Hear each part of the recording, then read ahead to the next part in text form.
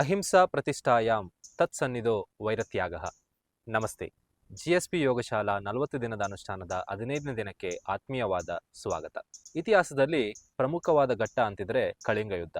ಅದರಲ್ಲಿ ಬರುವಂಥದ್ದು ಅಶೋಕನ ಕತೆ. ಅಶೋಕ ಯುದ್ಧಕ್ಕಿಂತ ಮುಂಚೆ ಹೇಗಿದ್ದ, ಯುದ್ಧದಲ್ಲಿ ಆತನ ಮನಸ್ಥಿತಿ ಹೇಗಿತ್ತು, ಯುದ್ಧ ಆದ ನಂತರ ಆತ ಹೇಗೆ ಬದಲಾದ ಅಂತ ತಿಳ್ಕೊಂಡ್ರೆ ನಮಗೆ ಅಹಿಂಸೆಯನ್ನ ತುಂಬಾ ಚೆನ್ನಾಗಿ ಅರ್ಥ ಮಾಡ್ಕೊಳ್ಬಹುದು. ಯುದ್ಧದ ಸಮಯದಲ್ಲಿ ರಾಶಿ ರಾಶಿ ಎಣೆಗಳನ್ನ ನೋಡಿದಂತಹ ಅಶೋಕ ಆಗ ಡಿಸೈಡ್ ಮಾಡ್ತಾನೆ, ನಾನು ಇನ್ನು ಮುಂದೆ ಅಹಿಂಸೆಯನ್ನ ಫಾಲೋ ಮಾಡಬೇಕು ಅಂತ. ಎಷ್ಟರ ಮಟ್ಟಿಗೆ ಫಾಲೋ ಮಾಡೋದಕ್ಕೆ ಶುರು ಮಾಡ್ತಾನೆ ಅಂತಿದ್ರೆ ಆತನ ಜೊತೆಗಿರೋರೆಲ್ಲ ಇನ್ಫ್ಲೂಯೆನ್ಸ್ ಆಗಿ ಅದನ್ನೇ ಫಾಲೋ ಮಾಡೋದಕ್ಕೆ ಶುರು ಮಾಡ್ತಾರೆ. ಇದನ್ನೇ ಪತಂಜಲಿ ಯೋಗ ಸೂತ್ರದಲ್ಲಿ ಅಹಿಂಸೆಯನ್ನ ಫಾಲೋ ಮಾಡಿ ಅಂತ ಹೇಳಿರುವಂಥದ್ದು. ಹೇಗೆ ಅಹಿಂಸೆಯನ್ನ ಫಾಲೋ ಮಾಡೋದು?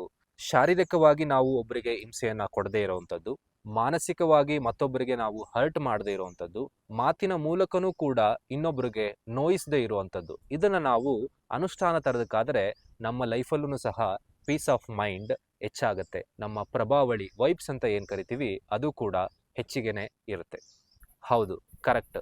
ನಾನು ಹೇಳಿದಷ್ಟು ಈ ವಿಚಾರ ಅನುಷ್ಠಾನ ತರೋದಕ್ಕೆ ಸುಲಭನೂ ಅಲ್ಲ, ನೀವು ಅನ್ಕೊಂಡಿರೋಷ್ಟು ಕಷ್ಟನೂ ಅಲ್ಲ. ಒಂದು ಹೆಜ್ಜೆ ಮುಂದೆ ಇಟ್ಟು ನೋಡಿ.